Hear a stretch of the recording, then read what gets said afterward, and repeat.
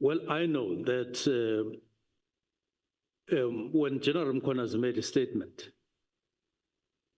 among other things, the accusation was that I disbanded this because I wanted to protect criminal syndicates. I want criminal syndicates. I wonder. But not that I wanted to protect them. And I will say how I have demonstrated in the past that I want them. So it was for lawful reasons, not for unlawful reasons.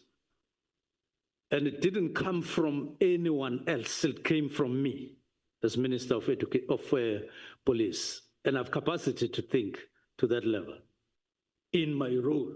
I may be wrong, I may be right, but the decision was not for unlawful reasons. As a matter of fact, I have nothing to do with criminal syndicates myself. I've never had anything to do with them in my life, not once, and not Amber, not Amber. It has never happened, and it will never happen. It will never happen. Well, accusation is another when I'm accused, but I know I'm being investigated. But I know that at the same time, statements have been made is put in this comment that I'm no criminal. General Mchunu knows in his conscience that I'm not a criminal, that I have nothing to do with criminal syndicates. He knows.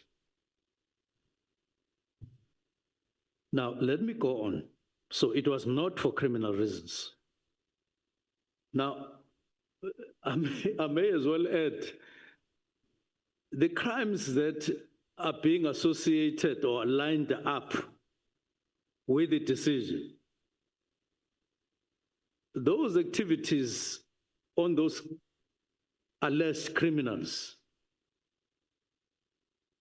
took place long before General Mchunu has deployed 10 people there for whatever reason.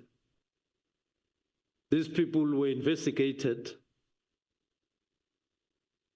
and so on, and whatever happened, because the 10 members did not start from scratch on those Gauteng cases. They didn't. They were already being investigated. So it would mean police in Gauteng must then say, I intervened because they were investigating. How so?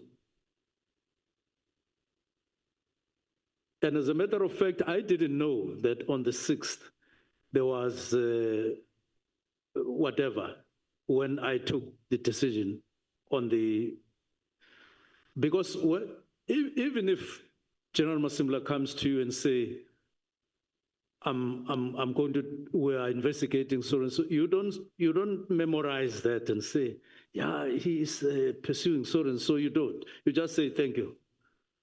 But in 2 hours, in a day or two, you may forget that he told you that he was pursuing.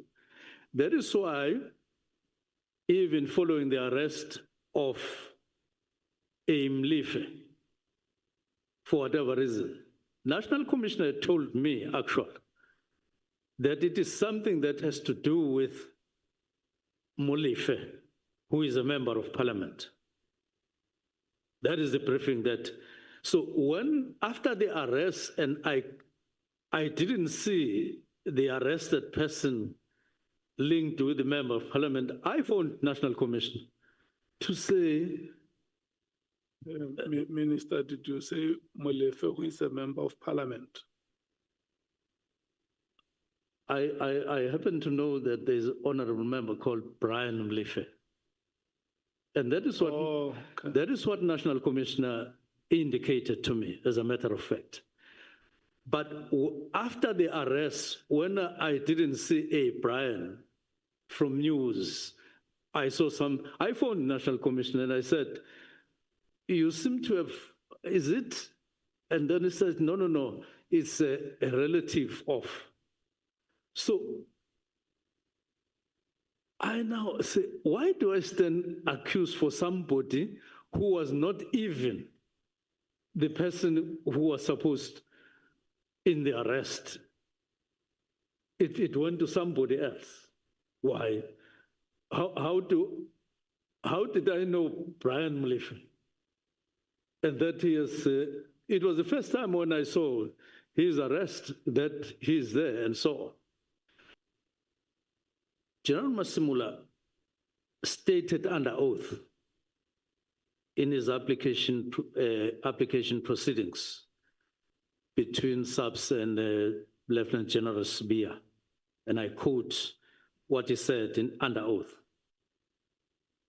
accepted that the directive, that is of the minister, fell within the oversight powers of the minister. It's not me saying that. It's a statement of the National Commissioner under oath. But I held the view as National Commissioner that his insistence on how and when the task team be deactivated of arrest into constitutional mandate as the National Commissioner of Police to manage and supervise. That is what National Commissioner is saying. So on the constitutionality, he himself is clear. He accepts, and I'm quoting, I'm not writing it myself. And here's the problem with the how part, and the how part I would contest. I never gave him directives inclusive of the how part. I merely indicated immediately, meaning that the decision is immediate that I've taken, but I understand implementation via the interim. I even said there would be another meeting, the UNESCO, at some other point, meaning I was envisaging that there would be meetings, there would be discussions, and I wanted those discussions myself because of the belief I held even at that time that there is something wrong with the existence. It has nothing to do with good performance or what, but in the current situation where you have reviewed the organogram, you have done this and this, and you are thinking about the resources, thinking very hard about resources, you need to design things differently and so on. So General Masimula, there he is under oath, accepts that minister has oversight. In the paragraph of his answering affidavit, General Masimula seems to accept, therefore, my powers, not me personal, minister, to issue the directive. His reservation, it would seem, was about how and when the directive had to be implemented, which I have no problem with because the how part was never in the directive. It was just this word, immediate, which he understood differently from what I understood. And I've given reasons that I didn't use immediate in the context of a drill.